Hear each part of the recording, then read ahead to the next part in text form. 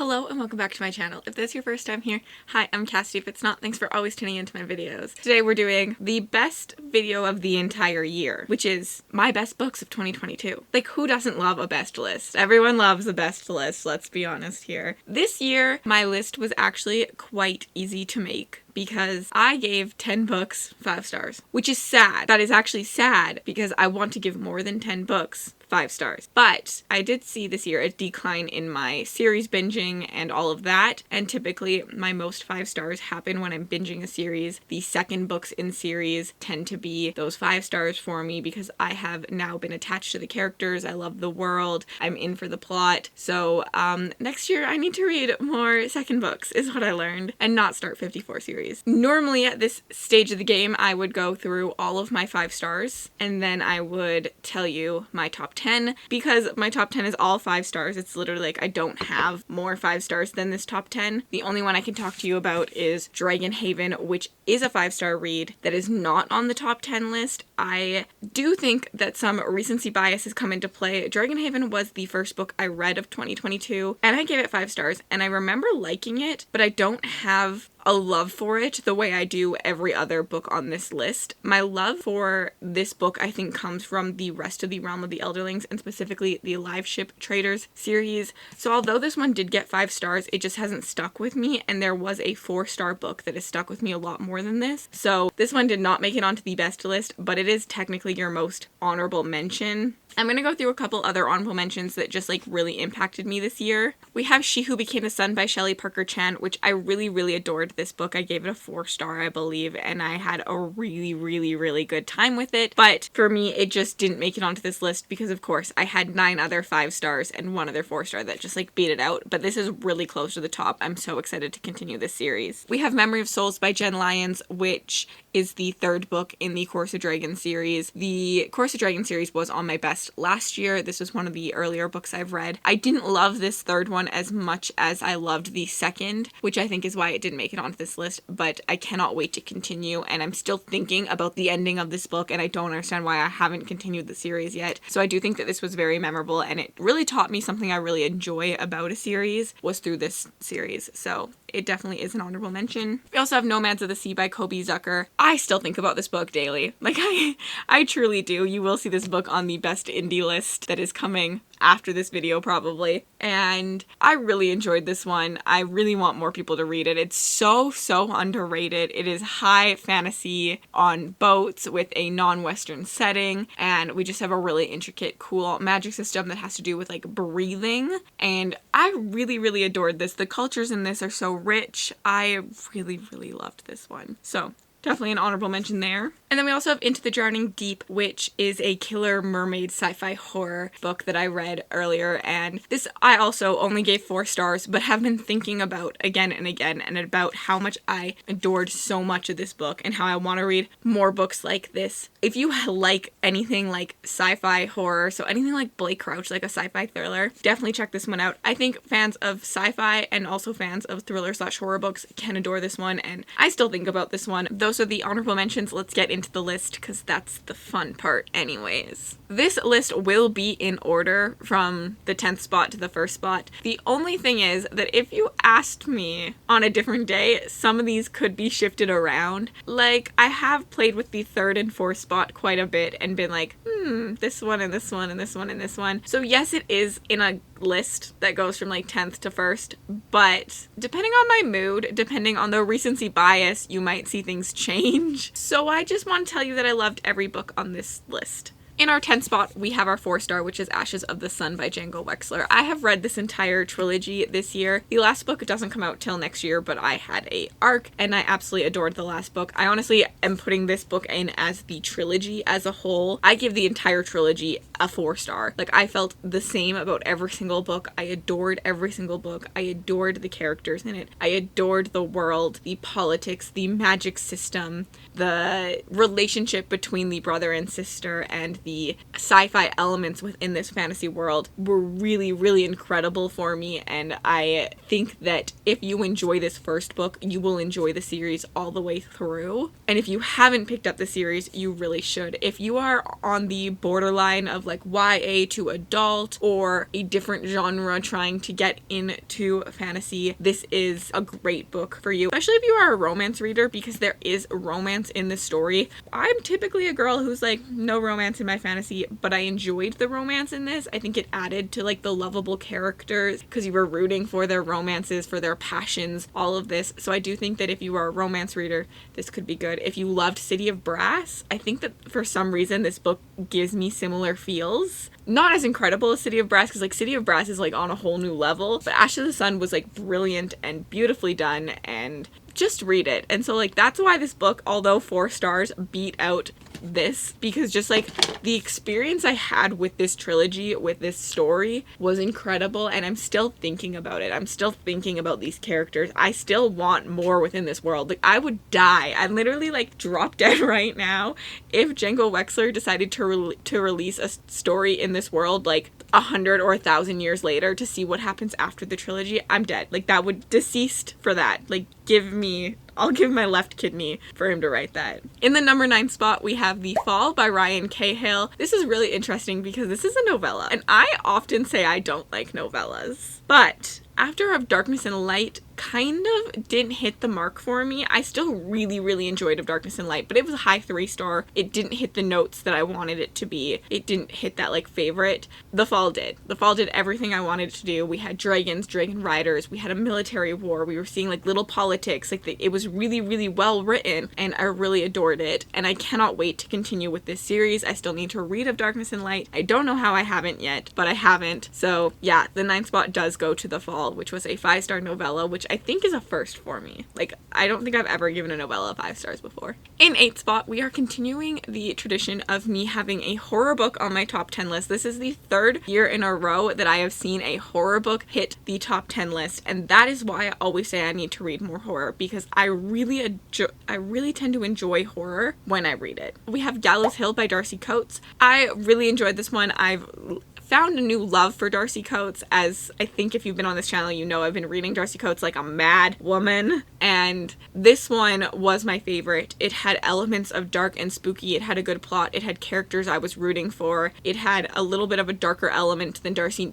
typically goes. This one just like overall was such a fun experience, was such a vivid, dark experience, and the setting really worked for me. I really enjoyed everything about it. I was like on the edge of my seat from the very beginning. Gallows Hill follows our main character, who ends up inheriting a winery from her parents that she has never really met. Her parents gave her away to her grandmother when she was quite young, and now that they have passed, she's inheriting this winery and all the things and ghosts that come with it. It's really, really interesting. I really had a fun experience with this one. And in 7th spot, we have Dragonflight by Anne McCaffrey. I think that this is actually lower than a lot of you expected it. This probably has some, I don't know how to say recency bias, because I don't think a lot of the ones I've read, I actually think this might be the most recent one I've read out of all the next coming, besides like the top one. But this one, just like, although I adored it, I don't think about it as much, so I think that's what really stopped it from being higher on this list. I really, really adored this book though, and again, it has a sci-fi fantasy element, like it has some sci-fi thrown into it. There's 3 books on this list that have that sci-fi fantasy element, and I think that that is something I really enjoy in my fantasy books, and I will be looking for heavily next year. But I did adore this one. It was a quick read, it's a classic, and although it is the classic book that so many books are made upon, like so many books take inspiration from Anne McCaffrey, there's so much unique about this story too in the way that it's done that it really just shone for me. I think maybe this was a right timing kind of book, but the timing hit me. I adored it. I liked the dragons, I liked the story, and I had a really good experience with it. And I'm not going to take that away by saying like, oh, it was just right timing, because I still had a great experience. And who knows, I think it is right timing, right book, too. It's not just about the timing, if that makes sense. Like, if I had picked up one of my worst books of the year at this time, I still would have hated that book. So, like, I still would have loved this book, regardless of the timing. I just think I loved it a little bit more. You know? Yeah, I don't know. I really adore Dragonflight, and I want to continue the series really badly, but I just haven't yet. In 6th place, we have a romance. This is the first time a romance has ever made it on. I'm shook to my core. There Are No Saints by Sophie Lark. This is a dark romance. I read this for my vlog that said, can a fantasy reader like contemporary romance or like romance? And I read 3 different tropes. One ended up being a dark romance because I was struggling so hard and I was like, I don't want to give up on romance, but Rye suggested There Are No Saints to me and we hit a winner because I absolutely adored this book. I am very, very happy I read it. It introduced me to a love of dark romance where I was not a romance girly before. I was like, I don't want to read romance. I don't like romance. I rarely even like fantasy romance. Let's not try like contemporary. Let's not try our world. I like dark romance. It's been said I'm into it. The kinkier, the dirtier, the better. That's actually not true because Desperate Measures was not a win for me. There Are No Saints is a serial killer romance. We're following our main character who ends up falling in love with a serial killer, and then there's another serial killer that is like out to get them. And it's a really cool, interesting concept, and the like battle between the 2 serial killers is really fascinating, and like seeing the moral ground that one serial killer stands on over the other, and you're like, dude, you kill people. I don't care if you kill like strong men instead of weak women, you still kill people. But it's fun. It was a lot. It was a good read, a really fun experience. I read it really quickly, and it also started a love for Sophie Lark. In 5th place, we have another horror. We have Near the Bone by Christina Henry. This one is hard to talk to you about because I read this like last January and I loved it. It was a wonderful experience. It had very similar vibes to me that No Exit gave me, and No Exit was a thriller I absolutely adored last year. Near the Bone follows a character who is locked up on a mountain and she can't decide if the monster within the house with her or the monster outside is worse. And it's kind of a lot of psychological, but there is like a monster outside as well. But it plays on like the monster of humanity and stuff. And I really, really enjoyed it. I liked the themes we had in it, the discussions. I enjoyed the action balance based. I liked the psychological to action scenes that we got, and I had a fun time with this one. I don't have an emotional attachment anymore to this because like I've read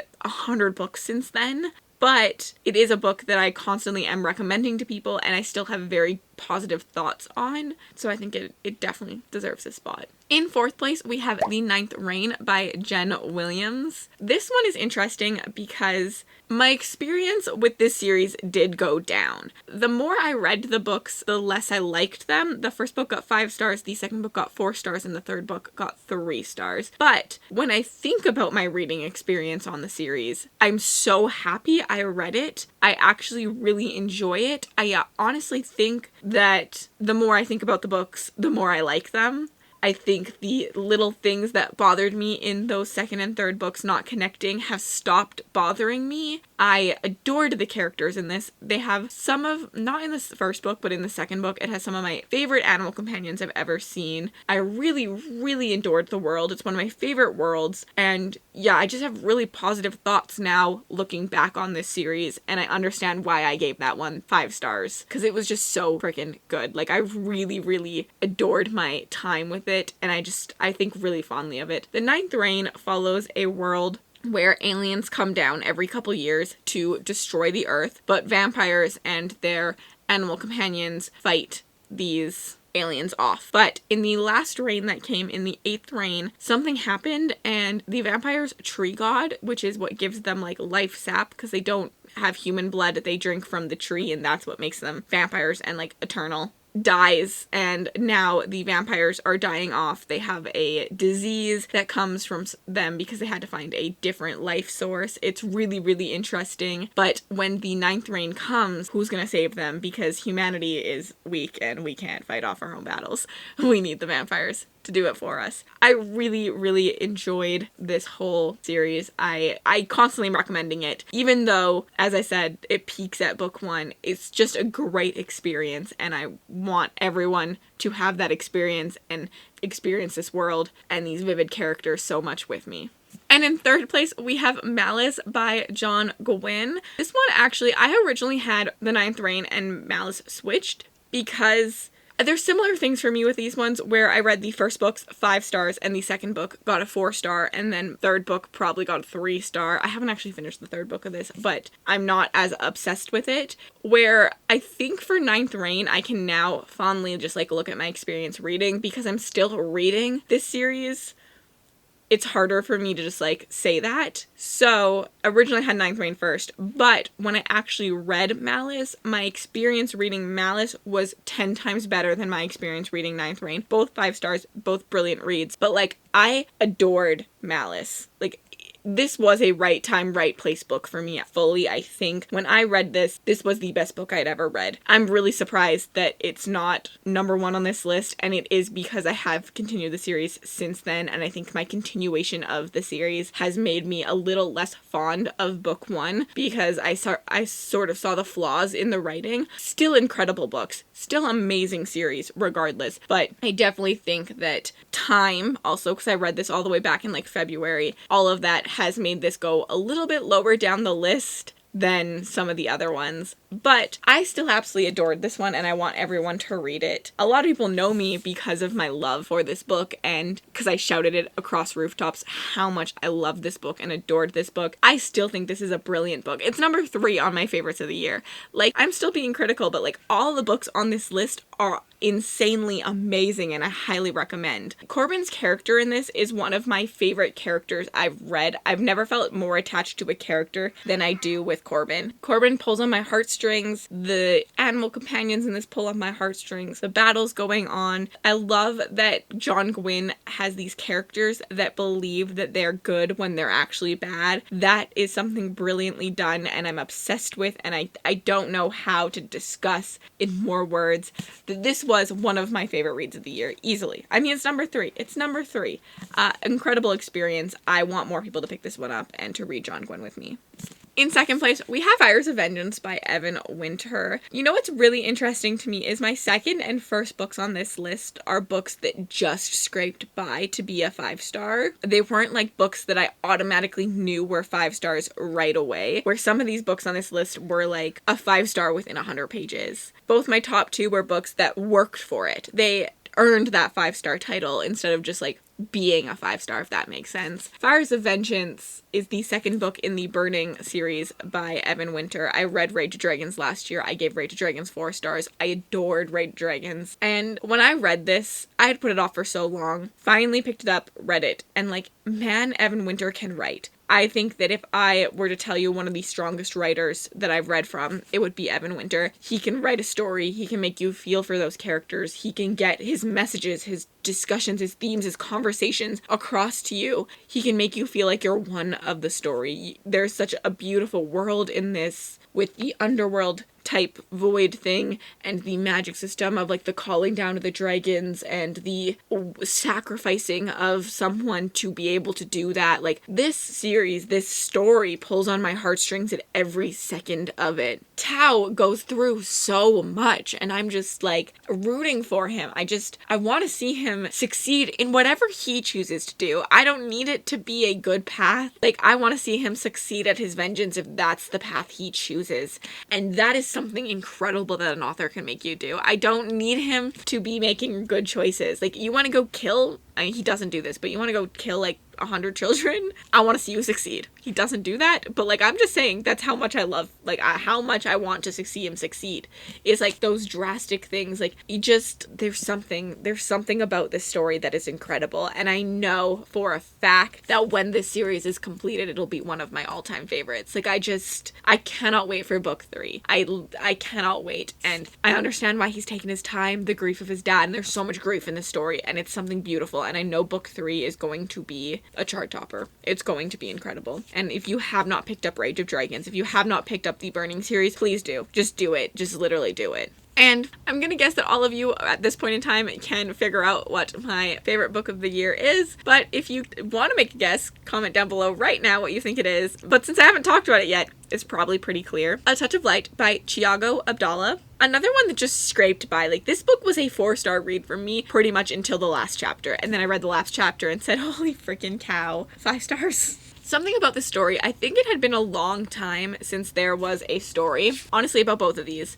that I was so excited to see where the story was going, that I was wanting to drop everything to continue reading, that I wanted to see what the author was going to do. There's just so much intricacies in this that I never expected reading it. Like, I understand all the complaints, and then I think you get to the end and you're like, oh, like things start to make sense and you're starting to see those little things connect, and you're not that you're got all your questions answered and some of those confusions are not answered, but you can understand the author and you can now trust the author to give you those explanations to make things make sense in later books. It's been a long time since I felt that way, truly. I have a love for the magic system, the love for the world, and a love for these characters. I truly do think that this is an incredible story. A Touch of Light follows 3 characters in this world where there are zombies. There's like a disease, like a plague that's turning people pretty much into zombies, and they have to figure out how to stop it. We follow 3 characters. We have a second son to a king, we have a retired warrior, and we have a young clan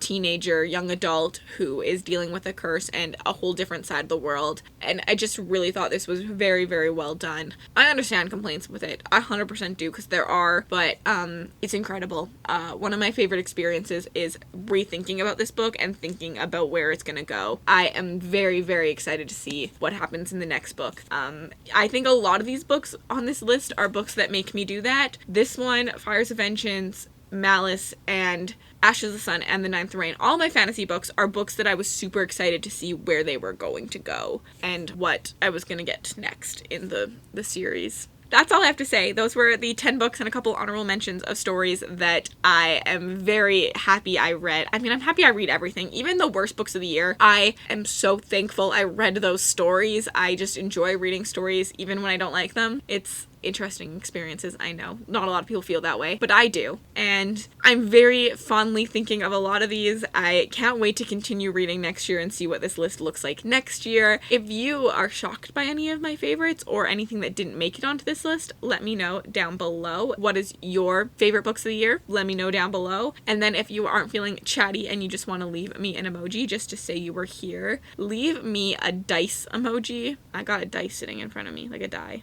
And then if you'd like to connect with me on other platforms, my Bookstagram, my Book Twitter, my Goodreads, and my Patreon are all linked in the description bar below. Have yourselves an absolutely fabulous reading year.